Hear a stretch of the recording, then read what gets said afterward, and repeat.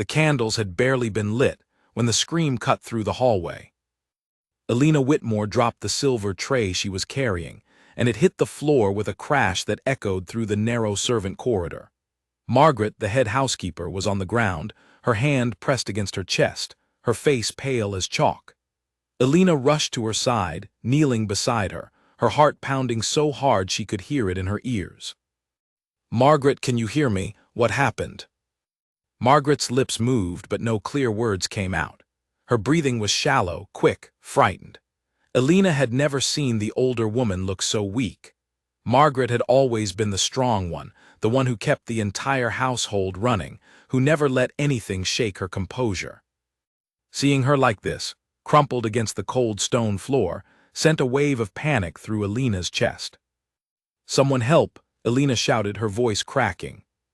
Footsteps thundered down the hall. Henry, the butler, appeared first, followed by two younger maids. He took one look at Margaret and immediately barked orders, sending one maid to fetch the physician and another to bring water. Elena stayed on the floor, holding Margaret's hand, trying to keep her calm even as her own hands trembled. "It's her heart," Henry said grimly, kneeling down to check her pulse. "She has had trouble before. We must get her to her room and keep her still until the doctor arrives."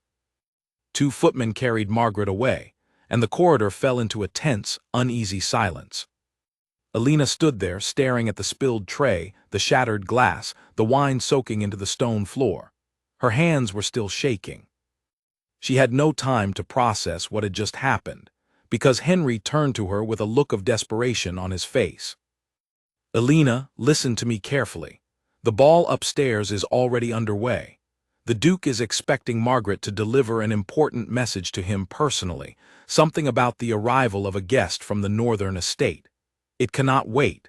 Someone must take it to him now, and every other senior servant is occupied with the crisis downstairs." Elena's stomach dropped. I cannot go up there, sir, look at me."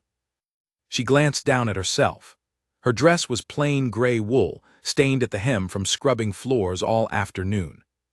Her hair was pulled back in a simple braid, a few loose strands sticking to her forehead from the heat of the kitchen. She was a scullery maid. She washed pots. She scrubbed steps. She did not walk into ballrooms filled with lords and ladies dressed in silk and diamonds.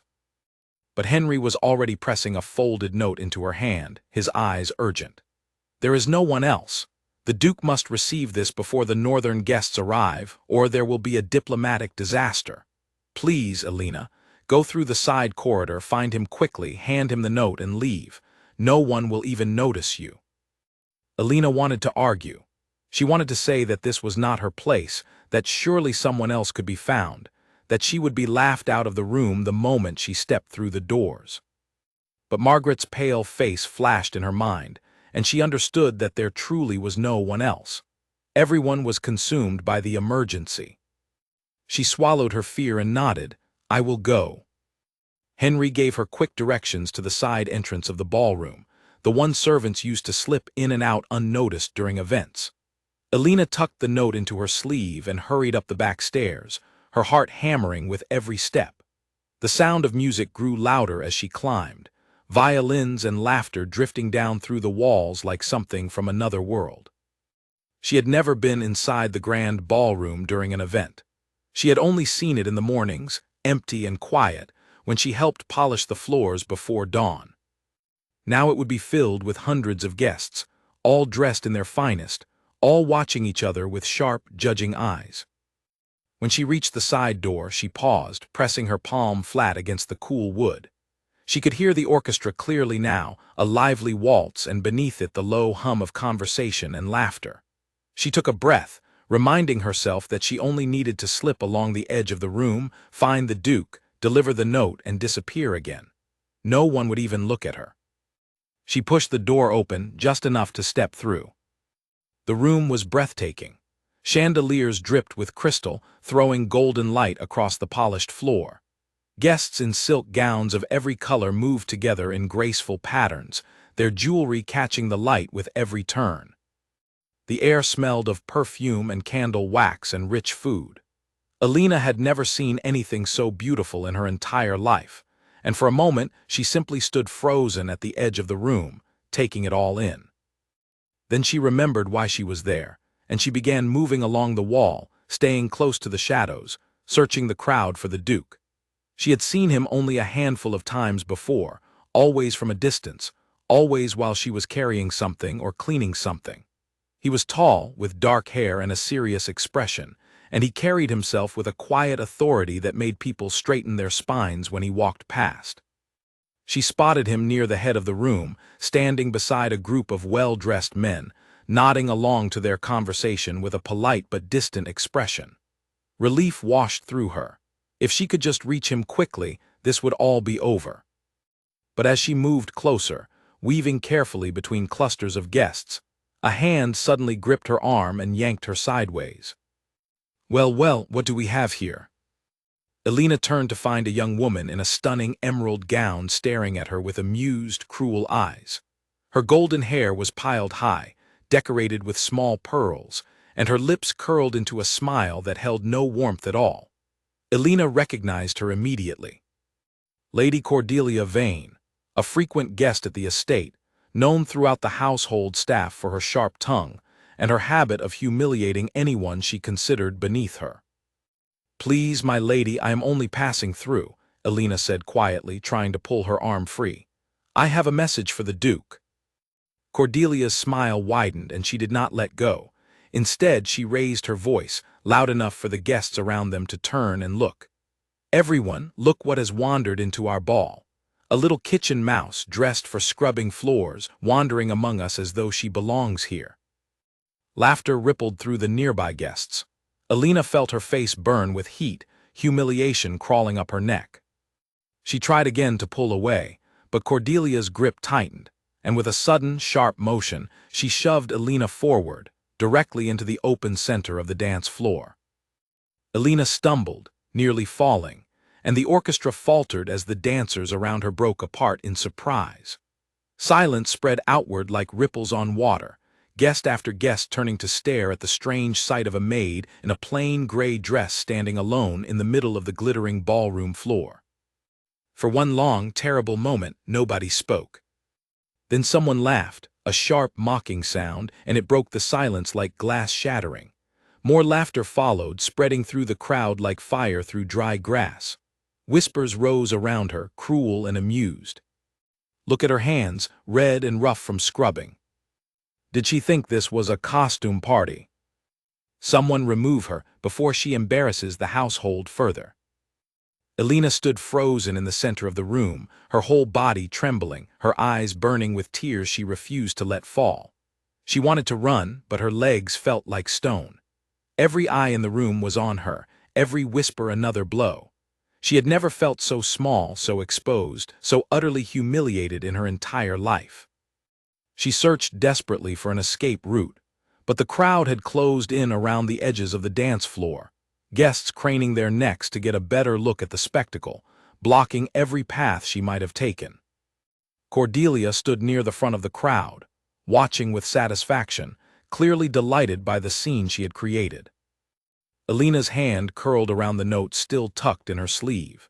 She had come here with a simple task, and now it felt impossible, as though the entire room had turned into a trap she could not escape.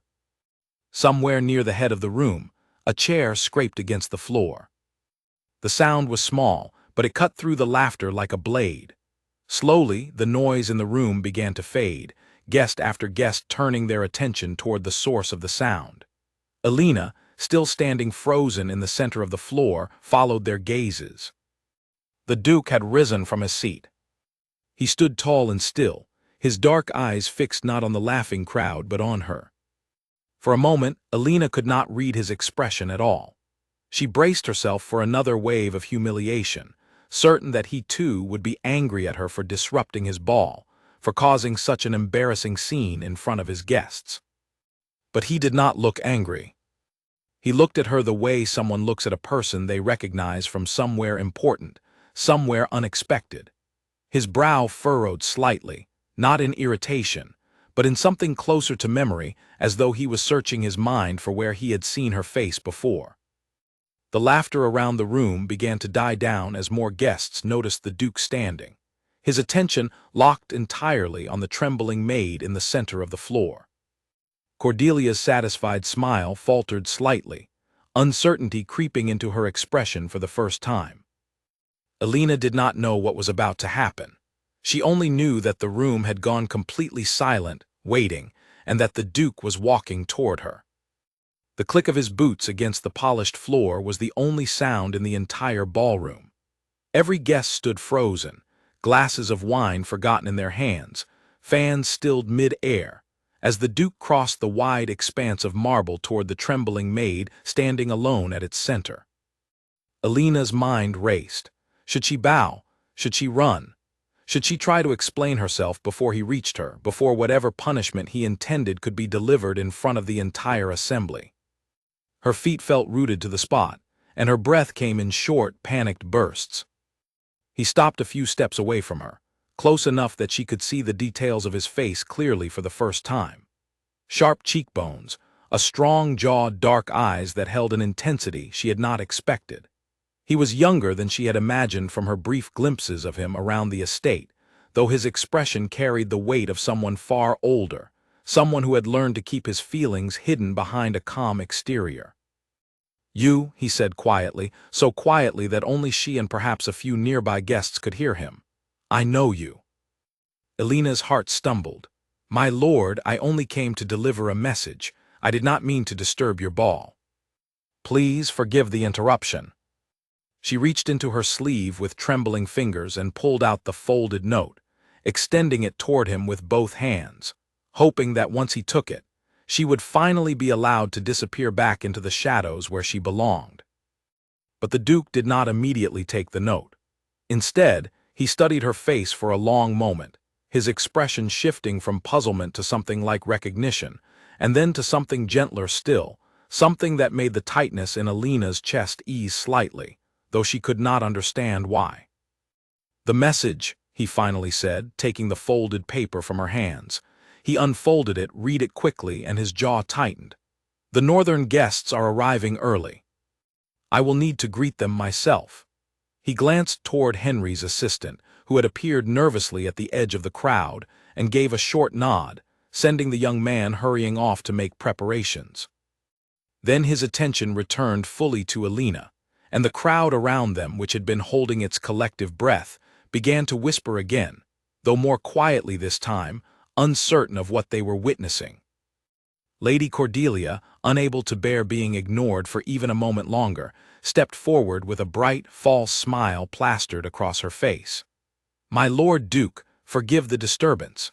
This girl wandered in from the kitchens by mistake. I was simply escorting her back to where she belongs before she caused any real embarrassment."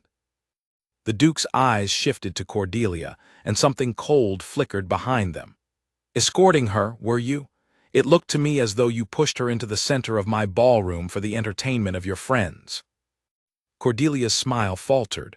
"My lord, I only meant—" "I saw what you meant," he said, his voice calm but carrying a firmness that silenced her instantly. He turned back to Alina, his expression softening once more. "Are you hurt?" Alina blinked, startled by the question. No one of his station had ever asked her such a thing before. "No, my lord, I am well." "Only embarrassed." "You have no reason to be embarrassed," he said, and something in the steadiness of his voice made her believe him, even though every instinct told her that a duke should not be speaking to a scullery maid with such gentle concern, in front of an entire ballroom of watching eyes. The whispers around them grew louder again, guests exchanging confused, curious glances, trying to make sense of the strange scene unfolding before them. Alina felt the weight of hundreds of stares pressing down on her, and despite the Duke's kind words, the humiliation of standing there in her plain, gray dress amid all that silk and jewelry had not faded. "My lord, please," she said quietly, glancing around at the crowd. "May I be excused? I do not wish to embarrass your household any further." The Duke studied her for a long moment, and something in his expression seemed to be working through a decision, weighing something important in his mind. Finally, he gave a small nod. "Of course, I will have someone escort you." Relief flooded through Alina, and she began to step back, eager to escape the crushing attention of the room. But before she could move more than a few steps, the Duke spoke again, his voice carrying clearly across the now hushed ballroom. "Wait." Alina froze. He took a step closer, lowering his voice slightly, though it still carried in the silence of the room. "Do you remember a night many months ago during a storm? A traveler stumbled onto the estate grounds, injured, cold, and lost." Alina's breath caught in her throat. Memories flooded back to her, vivid and sudden. The storm that had raged through the countryside that night, rain lashing against the small cottage where she lived with her aunt near the edge of the estate grounds. A stranger had appeared at her door, soaked through, limping, his clothes torn from a fall. She had brought him inside without hesitation, tended to a cut above his eyebrow, wrapped a bandage around his twisted ankle, and shared what little food she had, never once asking who he was or why he was traveling alone in such terrible weather. He had stayed only a few hours, resting by the fire until the storm passed, and then he had thanked her quietly and disappeared into the night before dawn, leaving nothing behind but the warmth of the blanket she had given him, folded neatly on the chair. She had thought about that stranger many times since, wondering who he had been, why he had never mentioned his name, why something about the quiet way he had spoken to her had stayed with her long after he vanished into the darkness. "That was you," she whispered, staring up at him in disbelief. A faint, almost boyish smile touched the corner of his mouth, the first genuine expression she had seen from him since he had risen from his chair. "That was me. I never had the chance to properly thank you. I left before I could tell you who I truly was, because in that moment, sitting by your fire, sharing your bread, I did not want to be the Duke. I simply wanted to be a man who had been shown kindness by a stranger who asked for nothing in return." The room around them had gone utterly silent now, every guest straining to hear this exchange, their earlier amusement replaced entirely by stunned curiosity. Cordelia stood at the edge of the crowd, her face pale, her earlier triumph completely drained away. "I did not know," Alina said softly. "I would have helped anyone that night, my lord. It was nothing extraordinary." "It was everything extraordinary," he replied, his voice firm. "You did not know my name, my title, or my fortune. You saw only a man who needed help, and you gave it freely, without hesitation, without expecting anything in return. In all my years surrounded by people seeking my favor, I have rarely encountered such genuine kindness." Alina did not know how to respond. Her mind was still reeling from the revelation, trying to reconcile the wounded traveler she remembered with the composed, powerful man standing before her now. She glanced around at the watching crowd, suddenly aware once more of how many eyes were on them, how many ears were straining to catch every word. The Duke seemed to notice her discomfort, and his expression shifted, becoming more measured, more controlled, though something warm still lingered behind his eyes. "Forgive me. I have kept you standing here far too long under the weight of so many curious stares. You should return to your duties, and I have guests arriving that I must attend to." Alina nodded quickly, grateful for the chance to escape the center of attention. "Thank you, my lord." She turned to leave, her heart still pounding, her mind spinning with everything that had just happened. But as she took her first step away, she caught sight of Cordelia's face, twisted with a mixture of shock and simmering resentment, watching her with an expression that promised this was not truly over. Alina hurried from the ballroom through the same side door she had entered, her legs shaking beneath her skirts, her thoughts a chaotic tangle of confusion, embarrassment, and something else she could not quite name, something warm that had settled in her chest the moment the Duke had smiled at her. Behind her, the ballroom slowly returned to its usual rhythm, the orchestra resuming a hesitant waltz, guests turning back to their conversations, though the whispers about what they had just witnessed would not fade for the rest of the evening. The Duke remained standing near the center of the floor for a long moment after Alina disappeared, his eyes fixed on the door through which she had vanished, his expression unreadable to anyone watching. Then he turned, straightened his coat, and moved to greet his arriving guests, though something in his manner had shifted, something that even his closest friends noticed but could not quite explain. Cordelia watched him walk away, her jaw tight, her mind already working through what she had just witnessed and what it might mean for her own carefully laid plans within this household. She had come to this ball hoping to secure the Duke's attention for herself, and instead, a servant girl in a plain gray dress had captured it entirely, without even trying. She would not let this stand. Alina did not sleep that night. She lay on her narrow bed in the small servants' quarters she shared with two other maids, staring up at the cracked ceiling, replaying every moment of the evening in her mind.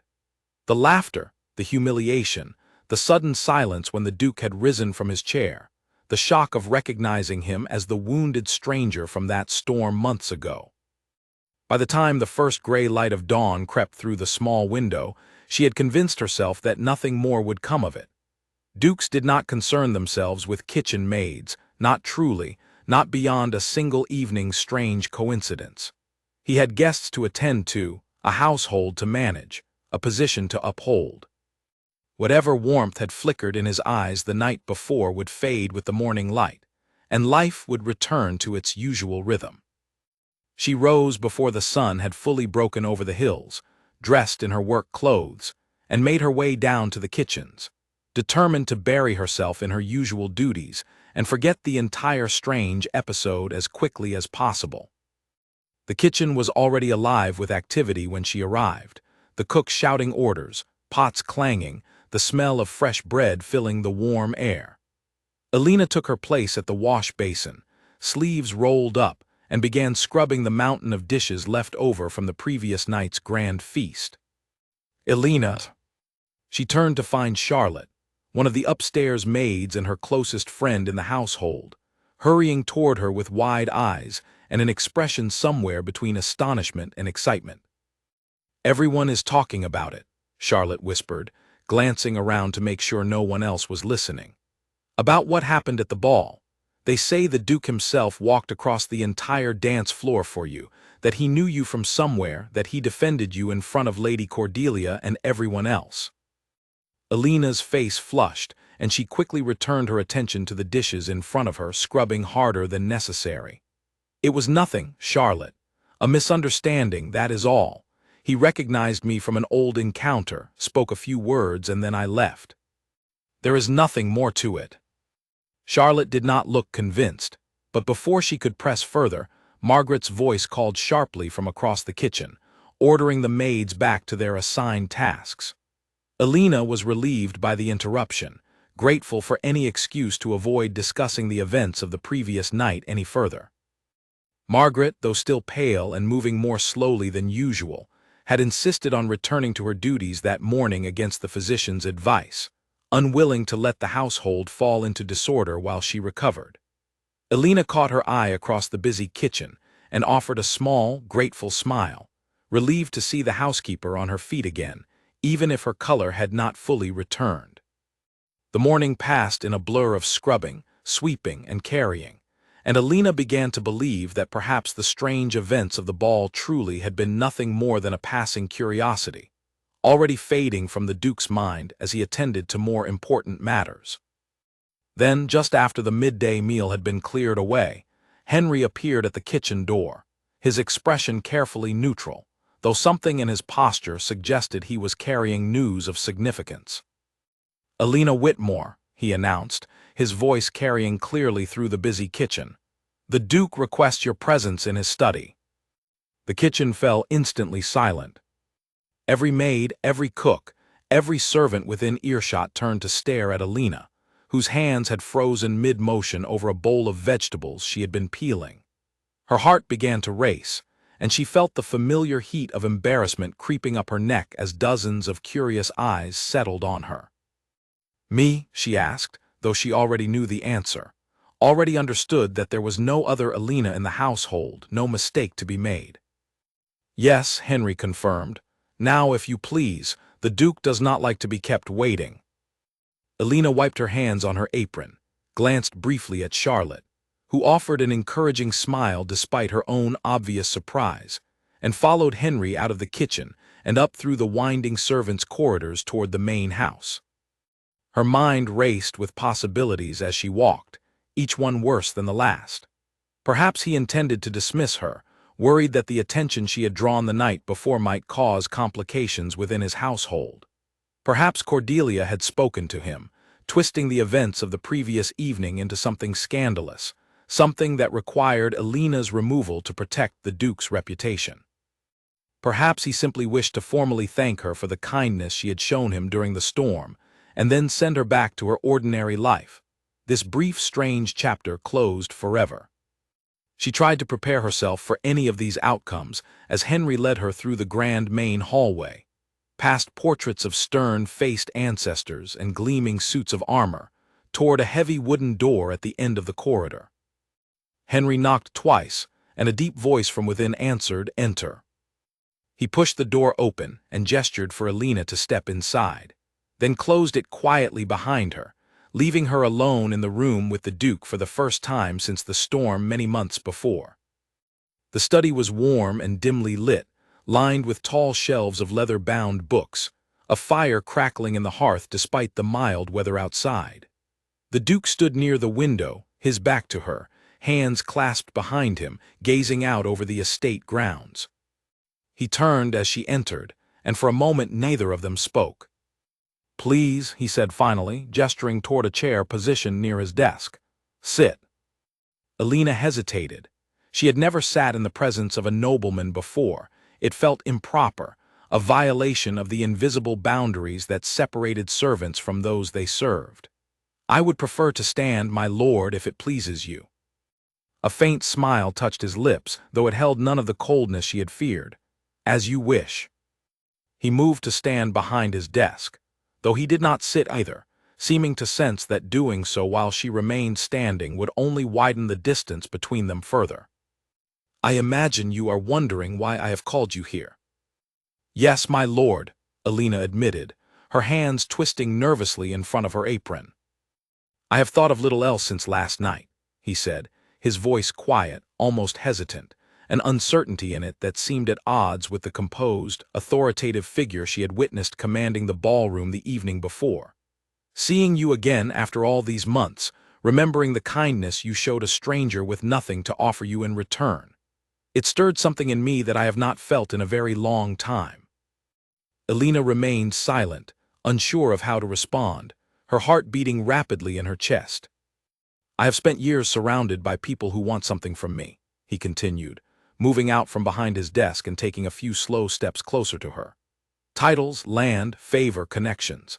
Every smile directed at me carries a calculation behind it, every kind word an unspoken request waiting beneath the surface. That night during the storm, you had no idea who I was. You simply saw a man in need and helped him without hesitation, without expectation." "Anyone would have done the same," Alina said softly. "No," he replied firmly. "Not anyone. I have learned through painful experience that very few people possess the kind of unguarded generosity you showed me that night. It has stayed with me every day since, more than you could possibly know." Alina did not know what to say. The warmth in his voice, the sincerity in his eyes, unsettled her far more than any harsh words could have. She had braced herself for dismissal, for scandal, for consequences, but nothing had prepared her for this. "My lord, forgive me, but I do not understand why you have called me here," she finally said, her voice trembling slightly. He paused, studying her for a long moment before speaking again.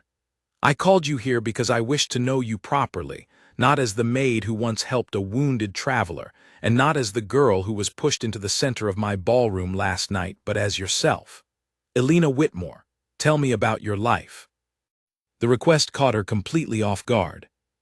No one of his station had ever asked her such a thing, had ever expressed genuine interest in who she was beyond the tasks she performed.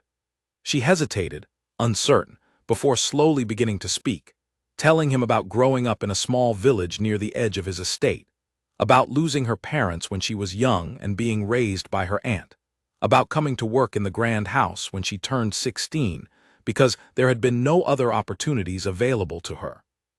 He listened with unwavering attention, asking gentle questions here and there, his expression softening further with each detail she shared.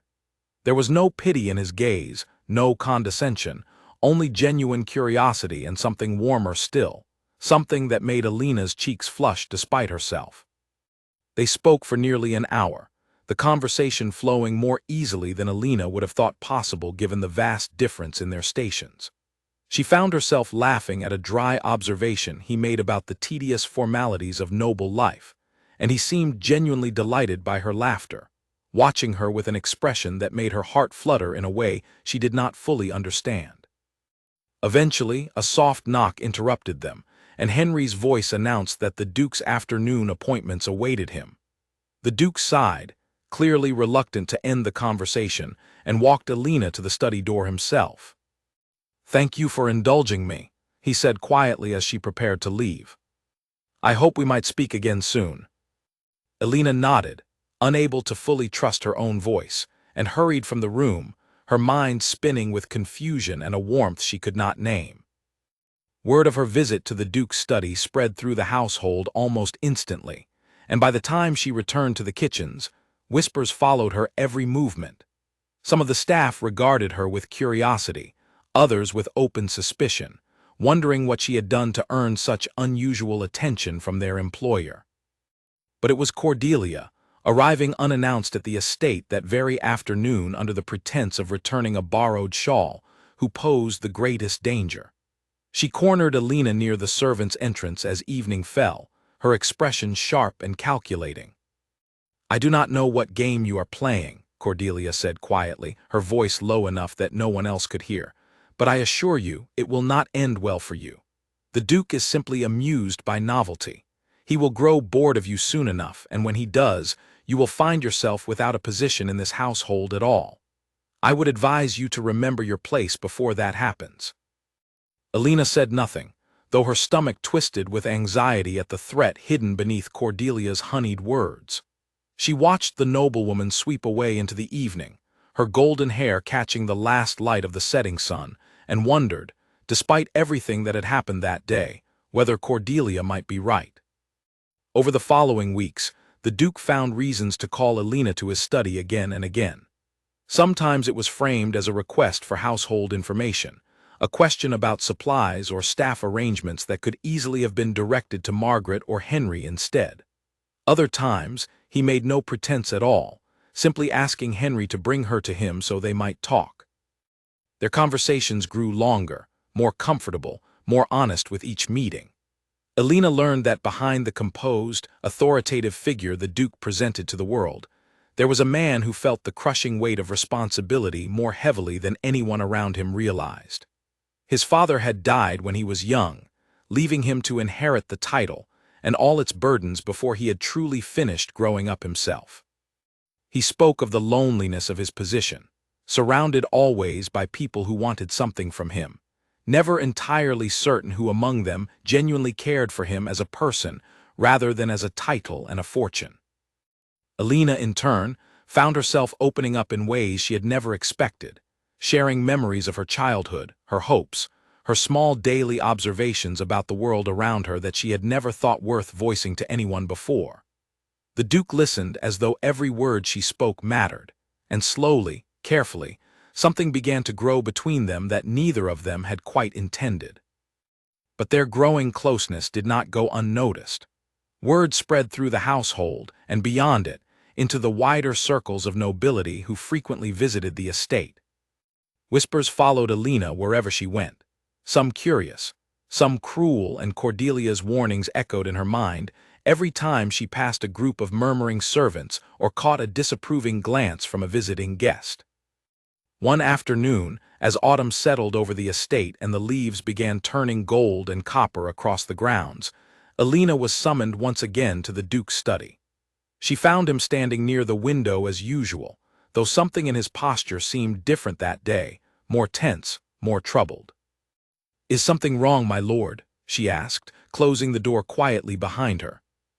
He turned to face her, and she saw genuine worry etched across his features. "I have received word that Lady Cordelia has been speaking to several members of the regional council, spreading rumors about improper conduct within my household. She claims that I have shown favoritism toward a servant in a manner unbecoming of my position, and that it reflects poorly on my judgment and my fitness to manage the estate. Alina's heart sank. I am sorry, my lord, I never intended to cause you any difficulty. You have caused me no difficulty, he said firmly, crossing the room to stand closer to her. The difficulty lies entirely with those who cannot bear to see kindness rewarded, who would rather tear down what they do not understand than accept that character matters more than birth. But the rumors could damage your reputation, Alina pressed. You're standing among your peers. Perhaps it would be better if we did not speak so often, if I simply returned to my duties and stayed out of sight. The Duke's expression hardened, though not with anger directed at her. Is that truly what you wish? Alina hesitated, torn between her genuine fear of the consequences and the undeniable warmth that had grown in her heart over the weeks of their conversations. No, she admitted quietly. It is not what I wish. But I fear what might happen to you, to your position because of me. He stepped closer still, close enough that she could see the sincerity burning in his dark eyes. Let me worry about my position. I have spent my entire life doing what was expected of me, following every rule of propriety and tradition without question. For the first time, I have found something that feels genuine, something that feels like it matters more than any of those rules. I will not abandon it simply because a jealous woman spreads gossip among people who have nothing better to occupy their time. Alina's breath caught in her throat at the intensity in his voice. Before she could formulate a response, a sharp knock interrupted them, and Henry entered looking distinctly uncomfortable. My lord, forgive the intrusion, but Lady Cordelia has arrived unannounced, along with 2 members of the Regional Council. She insists on speaking with you immediately regarding matters of household propriety. The Duke's jaw tightened, and he exchanged a brief glance with Alina before nodding to Henry. Show them to the main hall.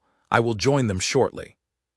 As Henry departed, the Duke turned back to Alina, his expression softening once more. Whatever happens in that hall, please know that I do not regret a single conversation we have shared. Will you trust me to handle this? Alina nodded, though anxiety twisted tightly in her chest. I trust you, my lord. He offered her a small, grateful smile before straightening his coat and moving toward the door, leaving Alina alone in the study with her racing thoughts. She did not return immediately to the kitchens. Instead, driven by a mixture of curiosity and concern, she made her way through a side passage that led to a small alcove overlooking the main hall, a spot she had discovered during her early days working in the house, useful for observing gatherings without being seen herself. From her hidden vantage point, she watched as the Duke entered the main hall, where Cordelia stood flanked by 2 stern-faced older men in formal council attire. Cordelia's expression was one of practiced concern, though Alina could see the satisfaction lurking beneath it. My Lord Duke, Cordelia began, her voice carrying clearly through the hall, I come to you not out of malice, but out of genuine concern for your reputation and the standing of this household. Rumors have spread throughout the region regarding your unusual attention toward a kitchen servant. I felt it my duty, as someone who cares deeply for your family's legacy, to bring this matter before the council for proper guidance. One of the older men stepped forward, his expression grave. Your Grace, such matters, while perhaps innocent in nature, can create significant complications for a man in your position. Marriage alliances, political relationships, the perception of stability and judgment among your peers, all of these can be undermined by even the appearance of impropriety. The Duke stood tall, his expression calm but firm, and Alina held her breath, watching from her hidden alcove as he prepared to respond. I appreciate your concern for the family legacy, the Duke said, his voice steady and carrying clearly through the hall. But I must correct a misunderstanding. There has been no impropriety within my household. I have spoken with a member of my staff on several occasions because I find her company genuinely valuable, her insight thoughtful, and her character admirable. If that constitutes scandal in the eyes of this council, then perhaps the council's standards require reconsideration rather than my behavior. Cordelia's composed expression flickered, clearly not expecting such a direct and unapologetic response. "My lord, surely you understand how this appears to those outside your household. A duke, spending private time with a scullery maid, calling her to his study repeatedly, defending her publicly at your own ball. It raises questions about your judgment." "My judgment," the duke repeated, his voice growing sharper, "has never been sounder. I have spent years surrounded by individuals whose kindness came with conditions, whose loyalty depended on what benefit they might gain from association with my title. In contrast, I have found in this household a person of genuine, unguarded character, someone who showed me compassion when she had no idea who I was and nothing to gain from helping me. If that is a scandal, then I welcome it gladly, over the alternative of surrounding myself with false flattery and empty ambition." The older council members exchanged uncertain glances, clearly unprepared for such a passionate and unequivocal defense. Cordelia's face had gone pale, her carefully constructed plan crumbling before her eyes. "Your Grace," she tried again, her voice tightening with barely concealed frustration, "I only wish to protect your interests." "My interests," the Duke replied coolly, "are best protected by surrounding myself with honest people rather than those who scheme behind pleasant smiles. I believe this conversation has reached its natural conclusion. I trust you will find your own way out." Cordelia stood frozen for a moment, clearly stunned by the finality in his tone, before gathering what remained of her composure and sweeping from the hall without another word, the two council members following awkwardly behind her, murmuring quiet apologies for the disturbance. From her hidden alcove above, Alina released a breath she had not realized she was holding, her heart swelling with something she could not quite name, a mixture of relief, gratitude, and a warmth that had been steadily growing within her for weeks. She did not know, in that moment, that Cordelia's humiliation would only push the woman toward a more desperate and dangerous plan, one that would soon threaten not just Alina's position within the household, but her very safety. The days that followed felt lighter than any Alina had known in years. Word of the council's failed intervention spread quickly through the household, and though whispers still followed her, their tone had shifted. Where once she had heard mockery, now she caught glimpses of quiet respect from some of the staff, and even grudging curiosity from those who had doubted her. The Duke, for his part, made no attempt to hide his regard for her any longer. He walked with her through the gardens in the early evenings when his duties allowed, pointed out constellations to her from the terrace on clear nights, and once, to the astonishment of the kitchen staff, personally carried a heavy crate of vegetables into the kitchen simply because he happened to be passing when she struggled with it. Margaret, fully recovered now, watched these developments with a knowing smile, and Charlotte teased Alina mercilessly whenever they had a private moment together, though her teasing was always followed by genuine happiness for her friend. But beneath the surface of this growing joy, a storm was quietly building. Cordelia had not simply disappeared after her humiliation before the council. She retreated to her family estate for nearly 2 weeks, and the household staff, including Alina, began to hope that perhaps she had finally abandoned her campaign against them. It was a hope that would prove badly mistaken. One evening, as the household prepared for a smaller, more intimate gathering the Duke had organized to celebrate the autumn harvest, Alina was sent to the wine cellar to retrieve several bottles for the evening's festivities. The cellar was located beneath the eastern wing of the house, accessible through a narrow stone staircase that few of the staff enjoyed navigating, particularly after dark. She descended the steps carefully, a single lantern in hand, its flickering light casting long shadows across the ancient stone walls. The cellar was cool and quiet, rows of dusty bottles lining wooden shelves that stretched back into darkness. Alina moved along the shelves, checking labels, searching for the specific vintage Henry had requested. She did not hear the footsteps behind her until it was too late. A hand shoved her hard from behind, and Alina stumbled forward, catching herself against a shelf just before she would have fallen.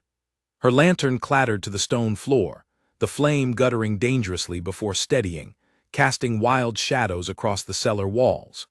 She spun around, heart-pounding, to find Cordelia standing in the doorway at the top of the stairs, her expression twisted with barely controlled fury. "Did you truly believe you had won?" Cordelia's voice echoed coldly through the stone chamber. "That a scullery maid could simply step into a life that does not belong to her and face no consequences?" Alina's pulse raced, fear tightening in her chest. "My lady, I do not wish for any trouble. Please let me pass." "Trouble," Cordelia repeated with a bitter laugh, descending several steps into the cellar, blocking Alina's path to the staircase. "You have brought nothing but trouble since the moment you set foot in that ballroom. I was meant to be his Duchess. I have spent years cultivating this connection, positioning myself, waiting for him to finally see reason and choose someone of appropriate standing. And then you appear, with your sad little story about a storm and a stranger, and suddenly everything I have worked for means nothing." "I never sought any of this," Alina said, keeping her voice as steady as she could manage despite her racing heart. "I did not ask for his attention. I only helped a stranger who needed kindness." "It does not matter what you sought," Cordelia snapped, taking another step closer, her eyes glittering dangerously in the lantern light. "What matters is what you have taken from me. I have arranged for certain items from this household silver collection to be found among your belongings tonight. By morning, you will be exposed as a thief, dismissed in disgrace, and the Duke's foolish infatuation will finally end where it should have from the beginning." Alina's blood ran cold. "That is a lie. I have taken nothing." "It will not matter whether it is a lie," Cordelia said coldly. "It will matter what is found and who discovers it, and how convincingly the story is told. I have already arranged for a witness to notice the missing silver disappearing in your direction. By the time anyone thinks to question the details, you will already be gone from this house, and I will make certain you never find work in any respectable household again." Panic surged through Alina, but beneath the fear, something else began to rise, a fierce determination that refused to simply accept the fate Cordelia had planned for her. "Why are you telling me this? If your plan is already in motion, why warn me at all?" Cordelia's smile turned cruel. "Because I want to see your face right now in this moment before it happens. I want you to understand, clearly, that no amount of kindness or good fortune can protect someone like you from someone like me. This is the natural order of things, and you would do well to remember it." Before Alina could respond, the sound of footsteps echoed from the top of the stairs, and a familiar voice called down into the cellar.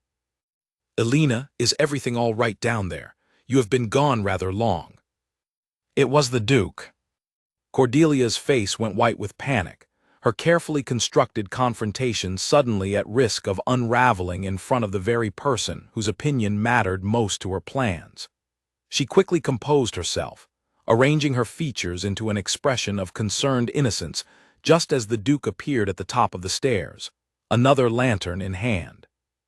"Lady Cordelia," he said, clear surprise in his voice as he descended the steps. "I was not aware you had returned to the estate." "I only arrived this evening, my lord," Cordelia said smoothly, her earlier venom completely hidden behind a pleasant smile. "I came down to select a bottle myself and happened upon your maid here. We were simply discussing which vintage might best suit this evening's gathering." Alina remained silent, torn between the urge to expose Cordelia's true intentions immediately, and the fear that doing so without proof would only make her accusation sound desperate and unbelievable, particularly given the tension that already existed between them in the eyes of the household. The Duke's gaze moved between the two women, and Alina could see him sensing that something was not quite right, though he could not immediately identify what. "I see. Well, Alina, if you have found what you were looking for, Henry is waiting for those bottles upstairs." "Yes, my lord," Alina said quickly, grateful for the excuse to move past Cordelia toward the staircase. As she passed, Cordelia caught her eye for just a moment, a silent, chilling promise that this was far from over. Alina hurried up the stairs, bottles clutched tightly against her chest, her mind racing through what she had just learned. If Cordelia truly intended to plant stolen silver among her belongings, She needed to find a way to protect herself before the accusation could take hold and destroy everything she had worked so hard to build within this household. She found Charlotte in the servants' quarters preparing for the evening's duties and pulled her friend aside urgently, explaining in hushed, rapid whispers what had happened in the cellar and what Cordelia had threatened. Charlotte's eyes widened with alarm. "We must tell Henry immediately, or Margaret. They will know how best to protect you." "There is no time," Alina said, glancing anxiously toward the door. "If she has already arranged for the silver to be planted, it could happen at any moment. We need to check my belongings now, before anyone else has the chance to discover them first." The two young women hurried to the small room Alina shared with two other maids, and Alina knelt quickly beside her modest wooden trunk, lifting the lid with trembling hands. Beneath her few spare garments, tucked carefully at the bottom, she found exactly what she feared: two ornate silver candlesticks, unmistakably part of the household's formal collection, hidden among her belongings. "She truly did it," Charlotte whispered, horrified. "What will you do?" Alina's mind raced, panic threatening to overwhelm her, before a clear, determined resolve settled over her. "We take them directly to the Duke, right now, before anyone else can discover them and twist the story against me. If I hide this or wait, it will only look worse when it is eventually found. I would rather face this head-on, with the truth on my side, than wait for Cordelia to control how the story unfolds." Charlotte nodded firmly, gathering her own courage. "I will come with you. I can confirm what you told me, and Margaret has always trusted your character. We will find her as well on the way." With the candlesticks wrapped carefully in a cloth, Alina and Charlotte hurried through the servants' corridors, gathering Margaret along the way, who listened to the rushed explanation with a grim, focused expression that reminded Alina once again why the older woman commanded such respect throughout the household. Together, the three of them made their way toward the main hall, where the evening's gathering was already beginning, guests arriving in elegant autumn-colored attire, unaware of the confrontation about to unfold beneath the warm glow of the chandeliers. The main hall glowed with warm autumn light, tables laden with harvest fruits, candles flickering in golden holders along the walls. Guests mingled in small clusters, their laughter and conversation filling the air with a festive energy that felt entirely at odds with the tension building in Alina's chest as she approached. She spotted the Duke near the head of the room, speaking with a small group of visiting landowners, his expression polite but distant, the same composed mask he wore for most public gatherings. Alina hesitated only a moment before Margaret placed a steadying hand on her shoulder. "Go," Margaret said quietly. "The truth is on your side. Do not let fear silence you now." Alina nodded, drawing a steadying breath, and made her way through the crowd toward the Duke. He noticed her approach immediately, his expression shifting from polite formality to genuine concern as he took in the tension etched across her face. "Alina, what is it?" he asked, stepping away from his conversation to meet her. "My lord, I need to speak with you urgently," she said, her voice low but steady despite the nervousness twisting through her stomach. "It concerns a serious matter, and I believe it would be best discussed privately, though time may not allow for it." Before the Duke could respond, a voice cut sharply through the surrounding conversation. "There she is," Cordelia announced loudly, appearing suddenly at the edge of the gathered crowd, her voice carrying clear and accusatory across the hall. "I feared something was amiss earlier this evening. My lord, I must report a deeply troubling discovery. Several pieces of the household silver have gone missing, and I have reason to believe I know exactly where they might be found." The surrounding guests fell silent, their attention shifting eagerly toward the unfolding drama, sensing scandal in the air. Alina felt her stomach drop, understanding immediately that Cordelia intended to force the confrontation into public view before Alina had any chance to explain herself privately. "Lady Cordelia," the Duke said, his voice carrying a warning edge, "this is neither the time nor the place for such accusations." "On the contrary, my lord," Cordelia pressed, her voice rising with practiced concern, "I believe it is exactly the time. I would not wish for a thief to continue serving within your household a moment longer than necessary, especially not one who has been given such unusual access to your private company." Whispers rippled through the crowd, guests exchanging scandalized glances, and Alina felt the familiar heat of humiliation rising in her cheeks, though this time it was accompanied by a fierce, steady resolve rather than paralyzing shame. "My lord," Alina said, her voice carrying clearly despite her racing heart, stepping forward before Cordelia could continue building her false narrative. "I know precisely what Lady Cordelia refers to because I discovered the missing silver myself less than an hour ago, hidden among my own belongings." A collective gasp rippled through the surrounding guests. Cordelia's expression flickered with brief triumph, clearly believing Alina's admission confirmed her accusations. "You admit it, then," Cordelia said quickly, seizing the moment. "You admit the silver was found in your possession." "I admit that it was placed there," Alina corrected firmly, holding her ground despite the weight of dozens of watching eyes, "by someone determined to see me disgraced and removed from this household. I did not take the candlesticks, my lord.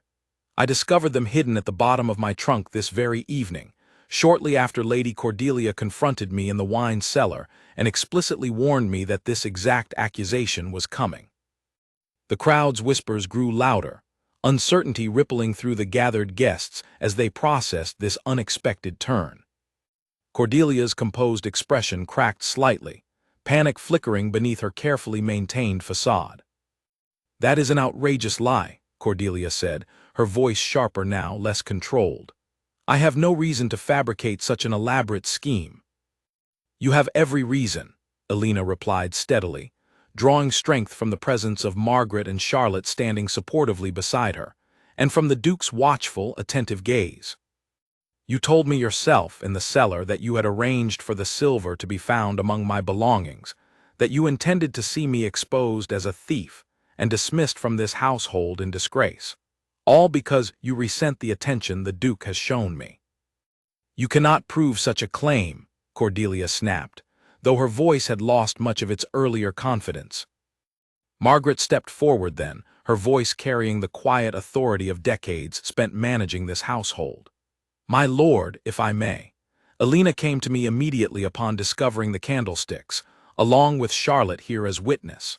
We came directly to find you rather than concealing the discovery or waiting to see how events unfolded.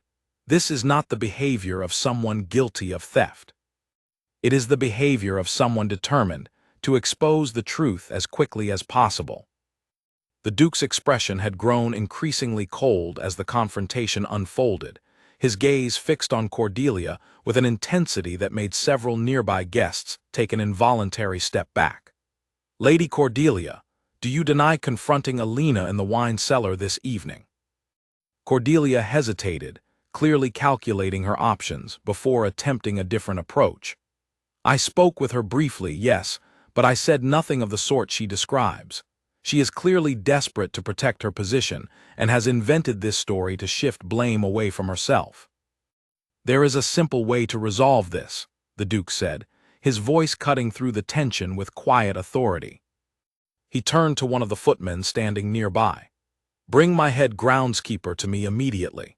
He was tending the eastern gardens this evening, near the cellar entrance, and may have witnessed whoever came and went from that staircase." Cordelia's face paled visibly at this suggestion, and Alina watched the confidence drain further from her posture as the footman hurried off to fetch the requested witness. Several long, tense minutes passed, the crowd murmuring restlessly, guests exchanging speculative glances, until the footman returned with an older man in weathered work clothes, clearly uncomfortable at finding himself suddenly the center of attention within such a grand gathering. "Tell me," the Duke said, addressing the groundskeeper directly, "did you observe anyone entering or leaving the wine cellar entrance this evening, prior to the household gathering?" The groundskeeper glanced nervously around the room before nodding. "Aye, my lord. I saw the young maid there go down with a lantern, and shortly after I saw Lady Cordelia follow her down as well. I did not think much of it at the time, only that it seemed an odd hour for a lady to be visiting the wine cellar herself rather than sending a servant.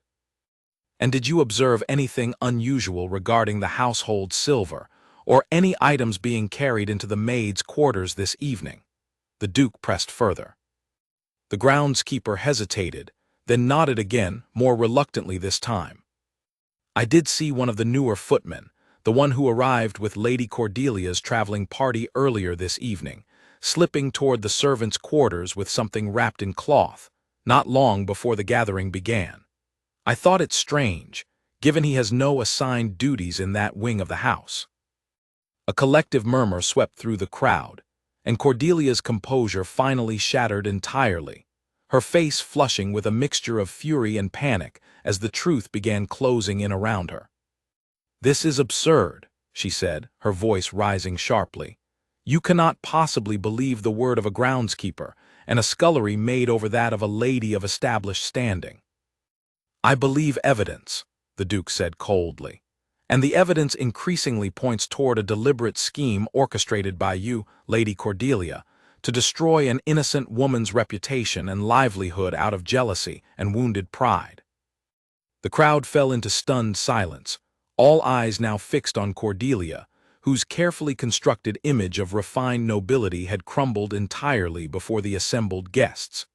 She glanced around desperately, searching for any remaining ally within the crowd, but found only uncomfortable, judging stares.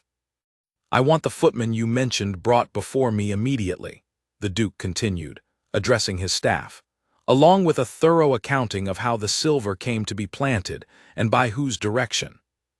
Within the hour, the footman in question, faced with the mounting evidence and the Duke's clear intention to pursue the matter fully, confessed that Lady Cordelia had paid him handsomely to plant the candlesticks among Alina's belongings, and to be prepared to falsely claim he had witnessed her stealing them.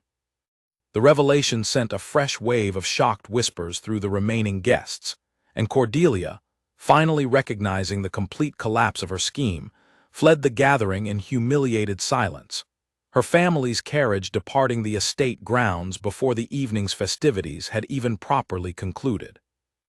Alina stood in the aftermath, her heart still racing, hardly able to believe that the truth had prevailed so decisively, so publicly. The Duke turned to her, his expression a complex mixture of anger at what had nearly happened and profound relief that the scheme had been exposed before any lasting harm could be done. "I am deeply sorry," he said quietly, taking her hand gently in his, seemingly unconcerned by the many eyes still watching them, "that you were placed in such danger because of the attention I have shown you. I should have anticipated that Cordelia's wounded pride might drive her toward something so reckless and cruel." "You have nothing to apologize for, my lord," Alina said softly, though her hand trembled slightly within his. "You believed in the truth, and you sought evidence rather than assumptions. That is more than most in your position would have done." He studied her for a long moment, something resolute settling into his expression, a decision crystallizing behind his dark eyes that he had perhaps been considering for many weeks without fully allowing himself to acknowledge it. "Alina," he said, his voice carrying clearly enough now that the remaining guests, still lingering in curious clusters throughout the hall, could hear every word. "Tonight has shown me, more clearly than ever, the depth of your character, your courage, and your unwavering commitment to truth even when facing tremendous danger to yourself. I find that I can no longer remain silent about what has grown in my heart these past months." Alina's breath caught, and the remaining crowd around them began to still once more, sensing that something significant was about to unfold. "My lord," Alina whispered, her heart hammering so loudly she was certain he must be able to hear it, "please consider carefully what you are about to say. The events of tonight, the scandal, the exposure of Lady Cordelia's scheme, all of it has left everyone in a heightened state. Perhaps it would be wiser to wait, to let calmer days settle before making any declarations that cannot easily be undone." But the Duke shook his head gently, his grip on her hand firm and reassuring. "I have waited long enough, Alina. I waited months after that storm, wondering if I would ever encounter the woman who showed me such genuine kindness again. I waited weeks after recognizing you at the ball, uncertain whether it would be proper to pursue what I felt growing in my heart. I have watched you face humiliation, false accusation, and genuine danger with unwavering grace and honesty, and I refuse to wait a single moment longer to declare what has become undeniably clear to me.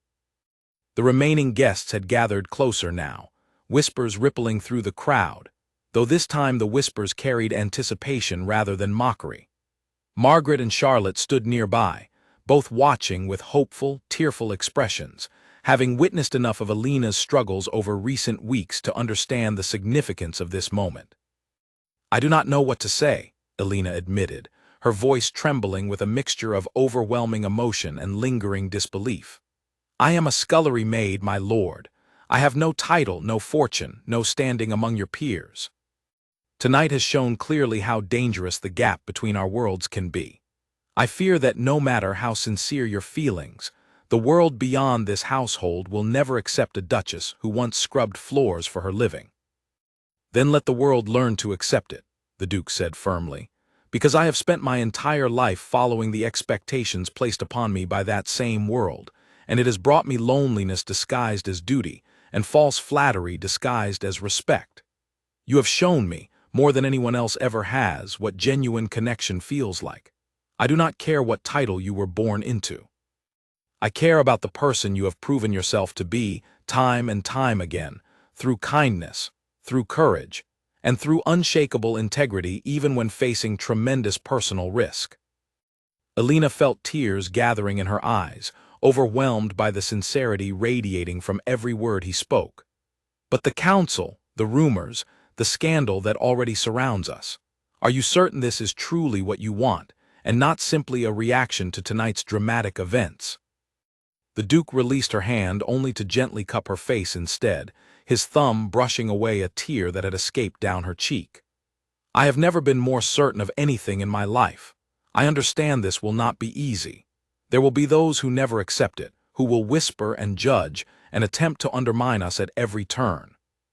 But I would rather face a lifetime of difficult opposition, standing beside someone genuine, than spend my remaining years surrounded by hollow admiration and empty flattery."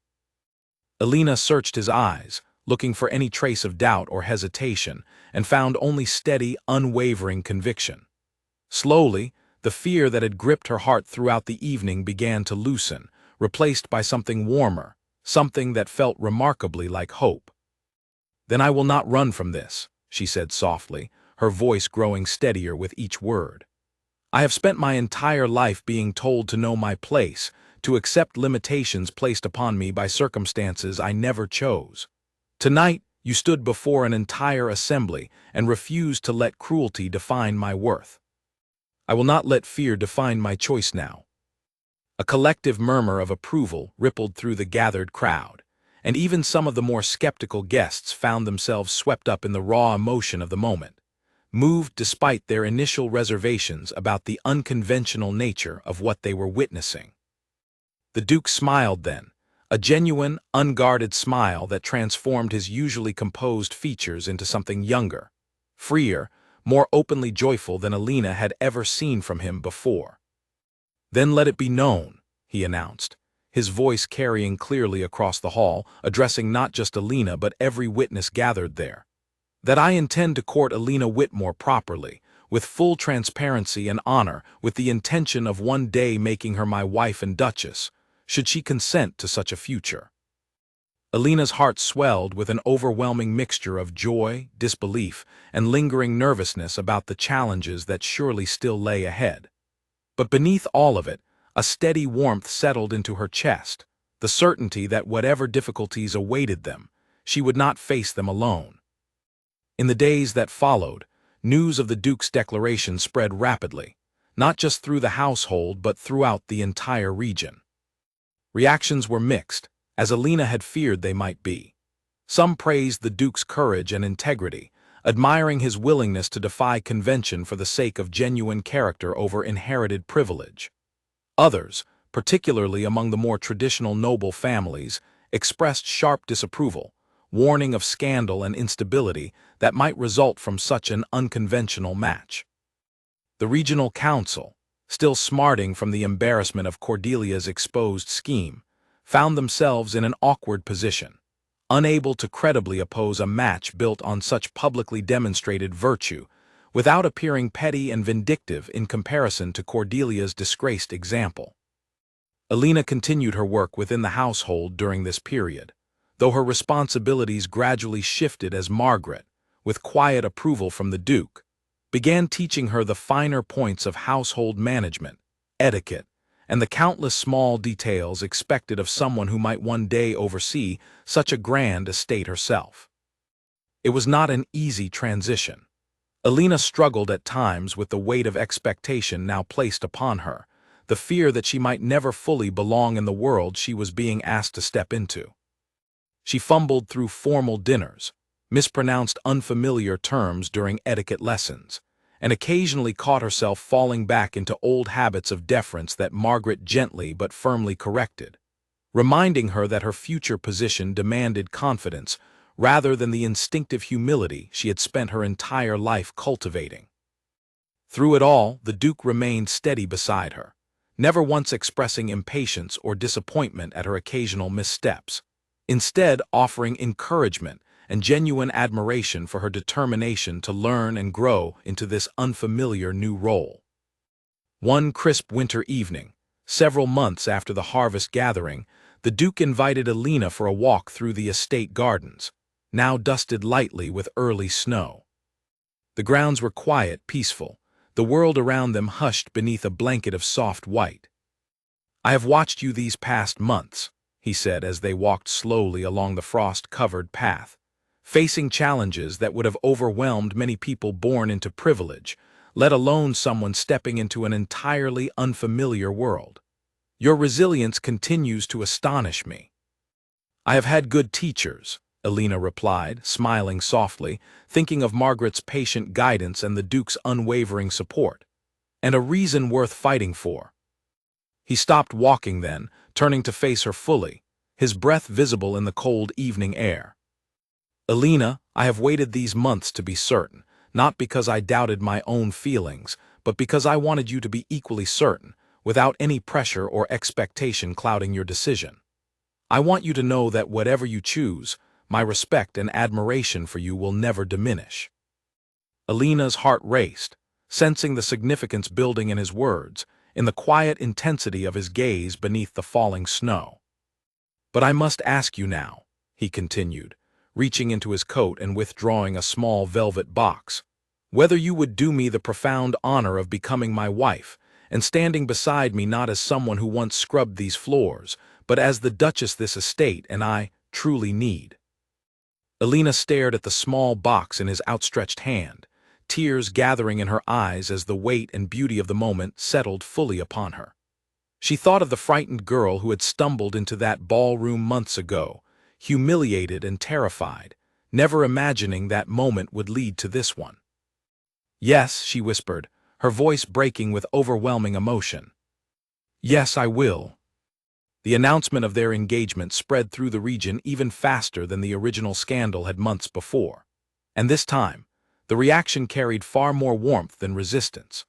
Stories of Cordelia's disgraceful scheme had circulated widely enough that Alina's steadfast honesty and courage had become something of a celebrated tale among the common people of the region, who saw in her story a reflection of their own hopes that character might one day matter more than birth. Among the nobility, opinions remained divided, though even the most skeptical found it increasingly difficult to voice open opposition given how thoroughly Alina had proven herself, both through her conduct during Cordelia's scheme and through the visible dedication she brought to learning her new role within the household. Preparations for the wedding began almost immediately, and Alina found herself swept into a whirlwind of activity, unlike anything she had ever experienced. Fittings for gowns finer than anything she had ever imagined wearing, discussions of ceremony details with visiting dignitaries, and careful navigation of the complex web of social obligations that came with her new position all consumed her days. Margaret remained a steady, guiding presence throughout, and Alina often found herself deeply grateful for the older woman's wisdom and patience, understanding that without her early support and belief, none of this might have been possible. Charlotte, delighted beyond words at her friend's transformation, remained close throughout the preparations as well, and Alina made certain, despite the pressures of her new position, that their friendship remained exactly as genuine and unguarded as it had always been. The wedding itself, when it finally arrived on a bright spring morning several months later, was a grand affair, attended by nobles from across the region, though Alina insisted, much to the surprise of some traditionalists, that the household staff who had supported her throughout her journey be given places of honor rather than relegated to serving in the background as was customary. Standing before the assembled guests, dressed in a gown of pale ivory silk that Margaret had helped select, Alina felt none of the crushing fear and humiliation that had gripped her the night she first stumbled into the ballroom all those months before. Instead, she felt a quiet, steady confidence, born from having faced genuine adversity and emerged from it with her integrity fully intact. The Duke stood waiting for her at the front of the grand hall, his expression radiant with a joy that had noticeably softened the composed, distant demeanor he had once carried throughout every public appearance. As she walked slowly down the aisle, past faces both familiar and unfamiliar, Alina caught sight of many of the very guests who had once laughed cruelly at her humiliation months before, now watching her approach with expressions of genuine admiration and respect. When she reached him, the Duke took her hands in his eyes glistening with unshed tears of happiness. "From the moment you helped a stranger during that storm, asking for nothing in return, I knew there was something extraordinary about you. I am endlessly grateful that circumstance brought us together again, and that you found the courage to trust in something so uncertain." "I have learned," Alina replied softly, her own eyes bright with emotion, "that true worth is never determined by circumstance or birth, but by the choices we make when no one expects anything remarkable from us at all." The ceremony proceeded with quiet elegance, and as the officiant pronounced them husband and wife, a warm cheer rose from the gathered crowd, genuine and unrestrained, echoing through the grand hall in a way that felt entirely different from the mocking laughter that had once filled that same space. In the months and years that followed, Alina settled fully into her role as Duchess, bringing with her a genuine warmth and attentiveness toward the household staff that had not been seen in the estate for generations. She remembered vividly what it felt like to be overlooked, dismissed, and mocked, and she made certain that no one within her household would ever have to endure such treatment while she held influence over its affairs. Margaret remained a trusted advisor and dear friend throughout the years, eventually stepping back from her official duties, but never fully leaving the household she had served so faithfully for decades. Charlotte, with Alina's quiet support, eventually found opportunities she had never imagined possible, rising through the household ranks until she herself managed a smaller but respected estate nearby. As for Lady Cordelia, her disgrace following the exposure of her scheme against Alina effectively ended her standing within polite society. Stripped of the influence and respect she had once commanded, she retreated from public life entirely, her name becoming, in the years that followed, a quiet cautionary tale whispered among young noblewomen about the dangers of allowing jealousy and pride to overtake genuine character. Alina never forgot the lessons of that transformative year, the humiliation that had nearly broken her, the courage it took to stand firm against false accusation, and the profound kindness that had ultimately changed the entire course of her life.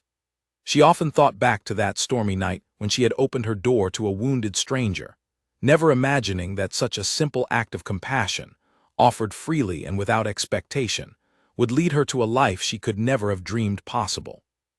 Years later, when Alina and the Duke welcomed their first child into the world, a daughter with her mother's warm eyes and her father's thoughtful expression, Alina made a quiet promise to herself that she would raise her children to understand, above all else, that kindness offered without expectation of reward was among the most powerful forces in the world, capable of transforming not just individual lives, but entire futures.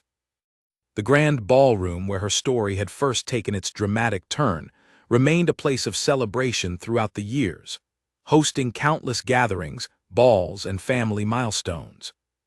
but those who had witnessed the events of that original night, the humiliation, the unexpected recognition, and the Duke's unwavering declaration before an entire assembly, never forgot what they had witnessed there.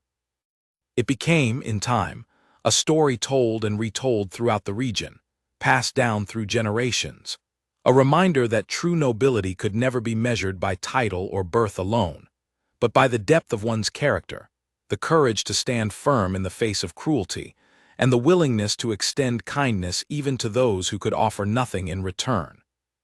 Alina Whitmore, once mocked and humiliated as a scullery maid unfit to stand among nobility, had risen not through scheming or ambition, but through the simple, steadfast practice of remaining true to herself, even when the entire world seemed determined to convince her that she did not belong.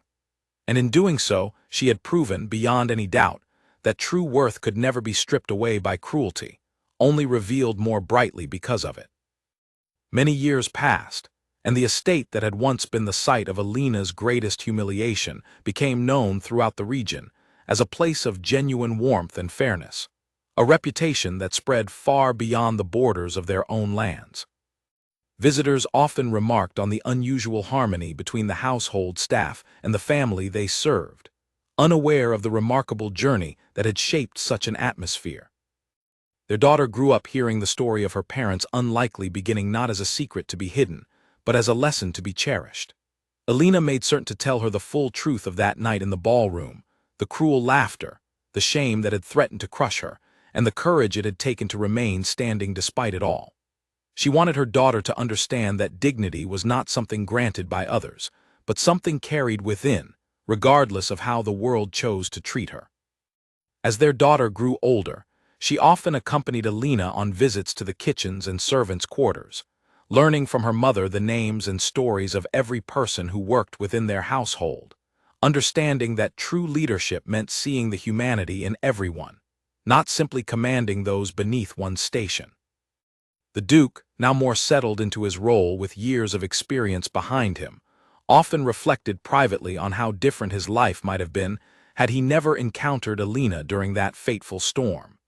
He had once believed that duty and genuine happiness were separate, competing forces, that a man in his position could only ever hope to manage responsibility while sacrificing personal joy. Alina had shown him, through her quiet strength and unwavering honesty, that the two need not exist in opposition at all. Margaret, in her final years, often told visitors that she had known from the very first night, watching Alina kneel beside her on that cold stone floor, tending to her with genuine concern rather than simple obligation, that there was something remarkable about the young maid who would one day become their Duchess. She took quiet pride in having played even a small part in guiding Alina through those early, uncertain days of transformation. Charlotte, now managing her own estate with the same warmth and fairness Alina had modeled for her, often visited during holidays, and the two friends would sit together late into the evening, laughing over memories of their early days scrubbing pots and dodging the sharp criticism of demanding cooks, marveling at how far their lives had traveled from those humble beginnings. Even Lady Cordelia's story, though it ended in disgrace and quiet obscurity, served an unexpected purpose within the wider tale that circulated throughout the region.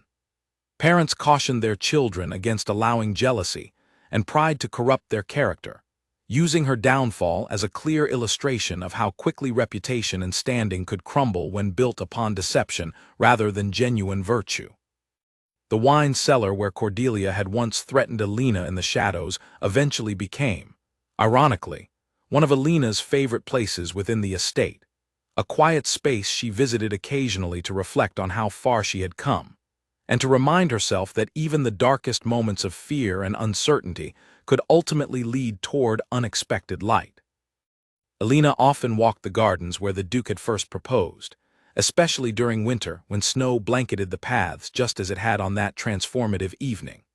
She would stand quietly among the frost-covered trees, remembering the frightened girl who had once believed herself unworthy of happiness, unable to imagine that her story would become one told with such warmth and admiration throughout the region for generations to come.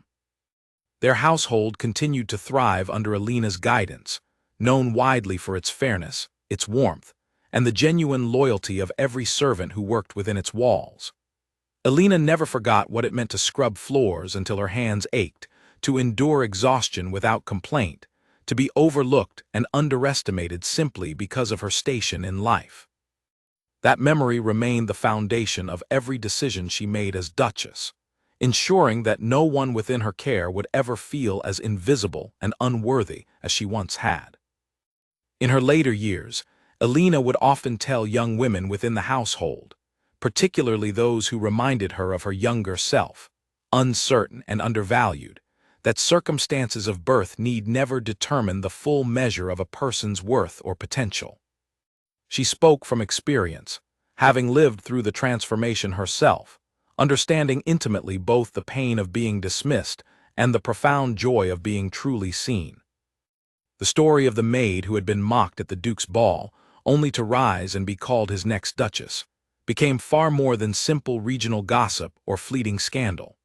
It became a lasting testament to the idea that kindness, courage, and unwavering honesty could triumph over cruelty and prejudice, that true character would always eventually reveal itself, regardless of the obstacles placed before it.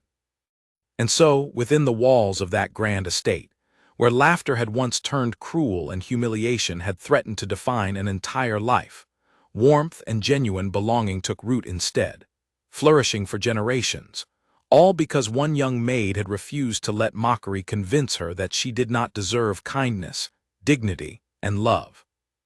The ballroom, the gardens, the winding servants' corridors, and the quiet wine cellar all carried within them the echoes of that remarkable journey, a story that would be told and retold for many years to come, reminding all who heard it that true nobility was never a matter of birth, but always, ultimately, a matter of the heart.